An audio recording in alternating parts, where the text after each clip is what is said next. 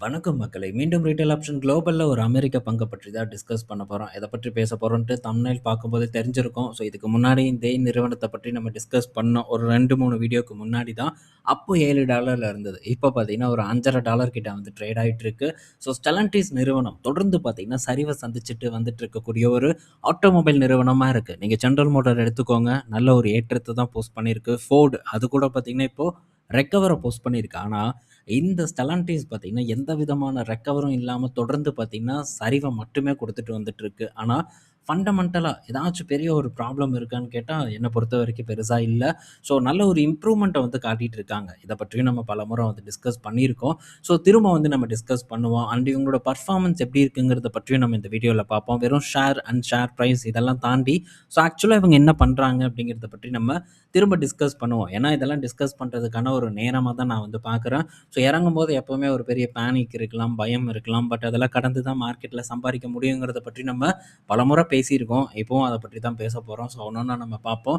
So first இந்த ஸ்டெலன்டிஸ் பொறுத்தவரைக்கும் share price பார்க்கும்போது இங்க வந்து 71% சரிவடைஞ்ச மாரி காட்டலாம். ஆனா கிட்டத்தட்ட 81% வரைக்கான சரிவு இந்த நிறுவனத்தில வந்து ஏற்பட்டிருக்கு. எப்போ பீக்ல இருந்து பார்க்கும்போது. ஸோ இதோட பீக் பார்த்தீங்கன்னா, கிட்டத்தட்ட ஒரு $30 கிட்ட வந்து இருந்திருக்கு. ஸோ $30 இருந்த நிறுவனம் இப்ப வெறும் $5.50 வந்து ட்ரேட் ஆயிட்டு இருக்கு. ஸோ எவ்வளோ பெரிய ஒரு சரிவு ஏற்பட்டிருக்குன்னு பாருங்க. மிகப்பெரிய அளவுக்கான சரிவு. ஸோ இதே டைம்ல இந்த நிறுவனம் ஒரு $20 கிட்ட இருக்கும்போது பார்த்தீங்கன்னா, ஜெனரல் மோட்டார்ல ஆப்பர்ச்சுனிட்டிய நான் எடுத்துக்கிட்டேன். ஸோ அந்த டைம்ல ஜெனரல் மோட்டார் ஒரு $30 இருந்தது. ஸோ ஸ்டெல்லன்டிஸ் வெறும் $20 இருந்தது. சேம் டைம் இந்த பங்கு அந்த நேரத்தில ஜெனரல் மோட்டார காட்டிலும் நல்ல வேல்யூவேஷன்ல இருந்தது. பட் அந்த டைம்ல இந்த பங்கு எனக்கு அட்ராக்டிவா படல. பட் அதுக்கப்புறம் ஸோ ஜெனரல் மோட்டார காட்டிலும் ஸ்டெல்லன்டிஸோட ஏற்றம் பார்த்தீங்கன்னா, கொஞ்சம் நல்லா இருந்தது. ஆனா அது நிலைக்கல. ஸோ பெரிய அளவுக்கான ஒரு சரிவு பார்த்தீங்கன்னா, இந்த ஜெனரல் மோட்டார்ல சாரி இந்த ஸ்டெல்லன்டிஸ்ல இப்ப வரைக்கும் ஏற்பட்டுட்டு இருக்கு. ஆனா அதே சமயத்தில இந்த ஜெனரல் மோட்டார் நல்ல ஏற்றத்த வந்து குடுத்திருக்கு. பட் இதுக்கப்புறம் திரும்ப பார்த்தீங்கன்னா, நான் வாங்க ஆரம்பிச்சதுலருந்தே இந்த பங்கு அதிகமான ஒரு சரிவ தான் குடுத்துட்டு இருக்கு. கிட்டத்தட்ட ஒரு $11 அந்த மாரியான ஒரு நேரத்தில ஒரு நல்ல சப்போர்ட் கிட்ட தான் வந்து பிடிச்சேன். அங்கருந்தே பார்த்தீங்கன்னா 50% வரைக்கான சரிவு வந்து எனக்கு ஏற்பட்டிருக்கு. 50% மேல கூட வந்து சொல்லலாம். ஸோ 50%க்கு மேலான ஒரு சரிவு இந்த நிறுவனத்தில ஏற்பட்டுட்டு இருக்கு. தொடர்ந்து பார்த்தீங்கன்னா, ஒரு வீழ்ச்சி அடைஞ்சுட்டு வந்துட்டு இருக்கக்கூடிய ஒரு நிறுவனமா இருக்கு. ஸோ இப்போ என்னதான் வந்து இவங்க ஒரு நல்ல பெர்ஃபார்மன்ஸ குடுத்தாலும் கூட, மார்க்கெட்டுக்கு இந்த நிறுவனத்தின் மீதான நம்பிக்கை ஏற்படல அப்படிங்கிறத நம்ம ஒத்துக்கிட்டு தான் ஆகணும். ஸோ நம்ம மட்டும் சொல்லல. நிறுவனத்தோட தலைவரும் பார்த்தீங்கன்னா, அதத்தான் வந்து சொல்லியிருக்காங்க. ஸோ டர்ன் அரவுண்ட் பார்த்தீங்கன்னா, பெருசா மார்க்கெட்ல வந்து கவனிக்கப்படல அப்படிங்கிற ஒரு விஷயத்த சொல்லி, ஸோ பல விஷயங்கள பார்த்தீங்கன்னா எக்ஸ்ப்ளைன் பண்ணியிருக்காங்க. பட் இதெல்லாம் நம்ம ஆல்ரெடி எக்ஸ்ப்ளைன் பண்ண விஷயங்கள் தான். ஸோ அ இந்த நிறுவனத்தில இந்த பிரைசிங் ஒரு பெரிய கன்சர்னா வந்து இருந்தது. ஸோ இப்ப திரும்ப பார்த்தீங்கன்னா, அதுலலாம் பெரிய அளவுக்கான மாற்றத்த கொண்டு வராங்க. பட் இருந்தாலும் ரொம்ப சீப்பராலாம் வந்து அவங்க லான்ச் பண்ணல. பட் எந்தெந்த மாடல, எந்தெந்த வகையில, என்னென்ன விலையில பிரைஸ் பண்ணணுமோ, அத பக்காவா நிறுவனம் பண்ணிட்டு இருக்காங்க. ஸோ அது மட்டும் இல்ல, பல விஷயங்கள்ல ஸோ இப்ப ரீசென்ட்டா வந்து ஒரு ஒரு பெரிய ஒரு ஒரு பஞ்சாயத்து ஏற்பட்டு ஒரு நஷ்டமாச்சு. ஈவி ரைட் டவுன் பண்ணி கிட்டத்தட்ட ஒரு $25 பில்லியன் கிட்ட இந்த நிறுவனத்துக்கு ஒரு இழப்பு வந்து ஏற்பட்ட மாரி வந்து காட்டியிருந்தாங்க.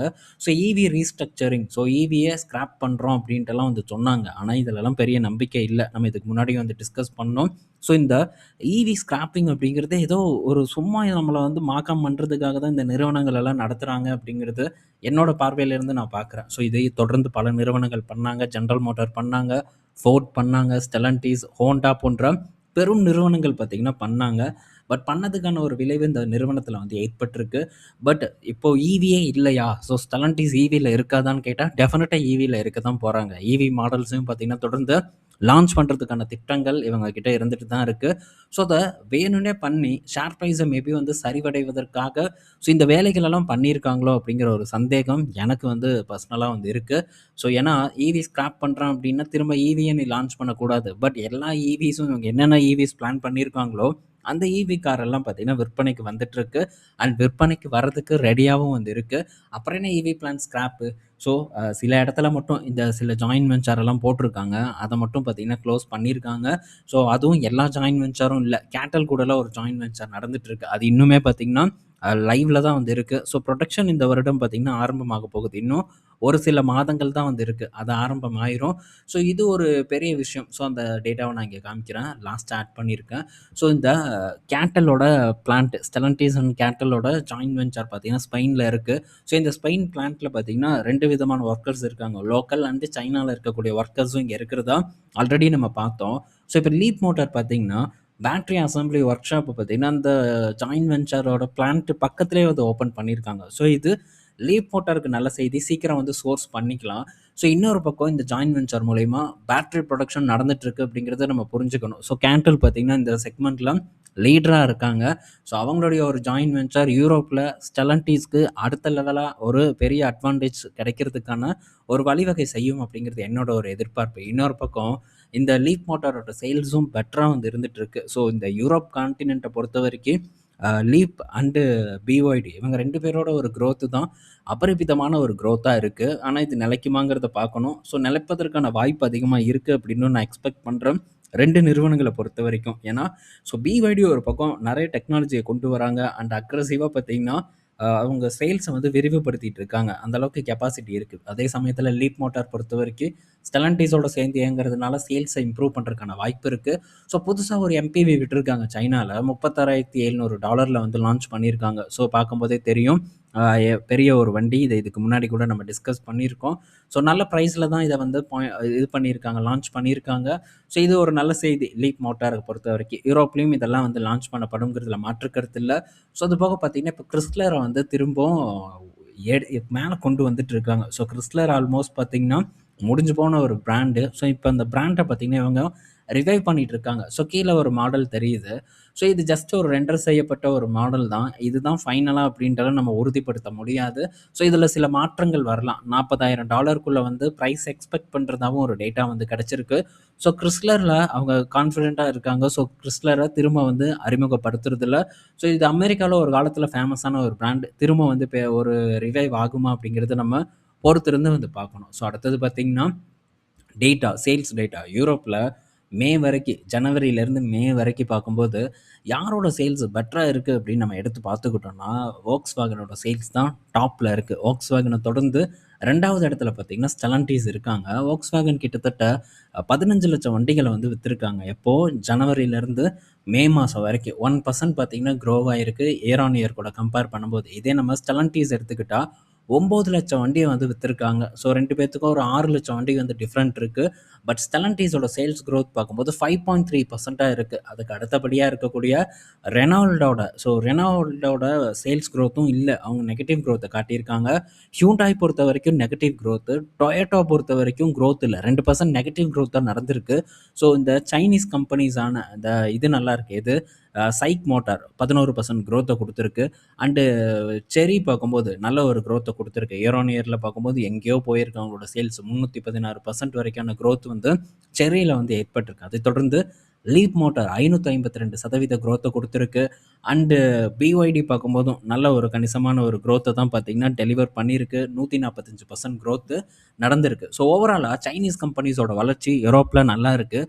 அண்ட் அதே நேரத்தில் யூரோப்பியன் கம்பெனிஸை பார்க்கும்போது கொஞ்சம் ஸ்ட்ரகிள் ஆனாலும் கூட இன்னும் அவங்க தான் மார்க்கெட் லீடராக இருக்காங்க.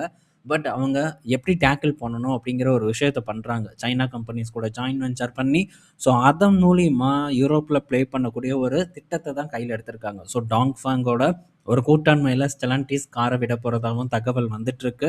ஸோ இந்த மாதிரி பல விஷயங்களை பண்ணுறாங்க. ஸ்டில் பார்த்திங்கன்னா நல்ல சேல்ஸை வந்து ஸ்டெலன்டிஸ் நிறுவனம் யூரோப் கண்ட்ரீஸில் வந்து போஸ்ட் பண்ணிகிட்ருக்கு. சேம் அதே தான் அமெரிக்காவில் பொறுத்த வரைக்கும். ஸோ ஓவராலாக ஸ்டெலன்டிஸோட சேல்ஸ் பார்க்கும்போது ரொம்பவே வந்து பெட்டராக இருக்குது. பட் இருந்தாலும் மார்க்கெட் அதை இது பண்ணலை. ஸோ பெருசாக வேல்யூ பண்ணலை. மார்க்கெட் இப்போ போட்டு அடிச்சிட்டு இருக்காங்க. ஸோ இதெல்லாம் தாண்டி ஸோ இந்த ரோபோ டாக்ஸிலையும் பார்த்திங்கன்னா ஸ்டெலன்டிஸ் வந்து பார்ட்டிசிபேட் பண்ணுறாங்க. ஸோ அதில் வாக்ஸ்வேகனும் இருக்குது, மற்ற நிறுவனங்களும் இருக்காங்க. ஸோ ஸ்டெலன்டிஸும் முன்னணி நிறுவனமாக இருக்குது. பல இந்த டெக்னாலஜி கம்பெனிஸ் கூட சேர்ந்து ஸ்டெலன்டிஸ் பார்த்திங்கன்னா ஒர்க் பண்ணிட்டு வந்துட்டுருக்காங்க. இதெல்லாம் நம்ம கவனிக்க வேண்டிய விஷயம். பட் இப்போ மார்க்கெட் இதை ப்ரைஸ் பண்ணலை. பட் ஒரு டைமில் வந்து ப்ரைஸ் பண்ணும் அப்படிங்கிற எதிர்பார்ப்பு எனக்கு இருக்குது இந்த ஸ்டெலன்டிஸை பொறுத்த வரைக்கும். ஸோ எப்படி பர்ஃபார்ம் பண்ணுறாங்கன்னு பார்ப்போம். ஸோ நல்ல பர்ஃபார்மன்ஸை தான் ஸ்டெலன்டிஸ் சேல்ஸில் வந்து ஏற்படுத்திகிட்டு இருக்காங்க. ஸோ இது வரக்கூடிய காலங்களில் என்றைக்கு அப்படின்ட்டுலாம் நமக்கு டெஃபினட்டாக வந்து தெரியாது. ஆனால் வரக்கூடிய காலங்களில் டெஃபினட்டாக ஒரு உச்சத்த தொடுவதற்கான வாய்ப்பு இருக்கு அப்படிங்கிறது தான் என்னோட எதிர்பார்ப்பு. ஸோ நான் தொடர்ந்து பார்த்தீங்கன்னா, இந்த டவுன்ஃபால்ல ஸ்டெலன்டீஸ்ல பார்ட்டிசிபேட் பண்ணிட்டே தான் வந்துட்டுருக்கேன். ஸோ அப்பப்ப நம்ம டிஸ்கஸ் பண்ணுவோம், அப்பப்ப டிஸ்கஸ் பண்ண மாட்டோம். பட் இருந்தாலும் இந்த இடத்துல நான் பார்ட்டிசிபேட் பண்ணிட்டே தான் இருக்கேன். ஏன்னா ரொம்ப அட்ராக்டிவா வந்து எனக்கு கிடைக்குது. ஸோ நான் $20 அப்ப இது வாங்கக்கூடாது. பட் மேபி கம்மியா கிடைச்சதுன்னா வாங்கலாம்னு நெனச்சேன். பட் நான் நெனச்சதுலேருந்தும் இது இன்னும் தொடர்ந்து கம்மியாயிட்டே தான் வந்துட்டுருக்கு. ஸோ இந்த ஒரு ஆப்பர்ச்சுனிட்டிய நான் டெஃபினட்டா வந்து பயன்படுத்துவேன். கிட்டத்தட்ட 80% வந்து சரிவடைஞ்சிருக்கு பீக்லேருந்து. ஸோ அதனால இது என்ன பொறுத்தவரைக்கும் ஒரு பெட்டர் சான்ஸ். இன்னும் பல செய்திகள் இருக்கு இந்த ஸ்டெலன்டீஸ பொறுத்தவரைக்கும். ஸோ அதெல்லாம் நம்ம அப்கமிங் வீடியோஸ்ல வந்து டிஸ்கஸ் பண்ணுவோம். இப்போதைக்கு அவங்களுடைய யூரோப்பியன் பெர்ஃபார்மன்ஸ் கடந்த 6 மாதத்துல எப்படி இருக்குங்கிறத பற்றி நம்ம பார்த்துருக்கோம். அண்ட் அவங்களுடைய பேட்டரி ஜாயின்ட் வென்ச்சர் எப்படி போகுது, ஸோ அவங்களுடைய ஆட்டோமொபைல் ஜாயின்ட் வென்ச்சர் எப்படி பர்ஃபார்ம் பண்ணுது அப்படிங்கிறத பற்றி டிஸ்கஸ் பண்ணியிருக்கோம் நம்ம. ஸோ இதெல்லாம் வந்து ஒரு விழிப்புணர்வை ஏற்படுத்தியிருக்கும்னு நான் நினைக்கிறேன். ஸோ பங்குகளை நீங்கள் வாங்கணும் அப்படிங்கிறது என்னுடைய ஒரு நோக்கம் இல்லை. பட் அந்த நிறுவனத்தில் என்ன நடக்குது அப்படிங்கிறத டெஃபினட்டாக நம்ம தெரிஞ்சுக்கணும் அப்படிங்கிறது தான் என்னுடைய ஒரு நோக்கமாக இருக்குது. சேல்ஸ் எல்லாமே பக்காவாக இருந்தும் கூட இந்த பங்கு அடிக்கிறாங்கன்னா, ஸோ இந்த பங்கு அதுவும் இப்போ தான் ரீசெண்டாக ஒரு $25 பில்லியன் கிட்ட நஷ்டத்தை போஸ்ட் பண்ணாங்க. அந்த நியூஸும் இதுக்கு முன்னாடி நம்ம பார்த்துருக்கோம். இந்த வீடியோலையும் வந்து பார்த்துருக்கோம். ஸோ இதுவே என்னை பொறுத்த வரைக்கும் ஒரு சந்தேகத்துக்குரிய ஒரு விஷயம் அப்படிங்கிறதையும் இந்த டைமில் நான் மறுபடியும் வந்து பாயிண்ட் பண்ணுறேன். ஸோ தொடர்ந்து நம்ம பார்ப்போம். என்ன நடக்குதுங்கிறத தொடர்ந்து நம்ம கவனிக்கும்போது இது ஒரு பெரிய ஒரு படிப்பினையாக நமக்கு ஏற்படுங்கிறதுல எந்த சந்தேகமும் இல்லை. ஸோ சரிவடையக்கூடிய பங்கை வந்து டிஸ்கஸ் பண்ணுறது அவ்வளோ சாதாரண விஷயம் இல்லை. சரிவடையக்கூடிய பங்கை யாரும் வந்து டிஸ்கஸே பண்ண மாட்டாங்க. ஏறுற பங்கை மட்டும்தான் தொடர்ந்து வந்து பேசுவாங்களே தவிர, இறங்கிருச்சு அப்படின்னாலே பேச மாட்டாங்க. பட் நமக்கு அந்த பயம் கியமெல்லாம் கிடையாது.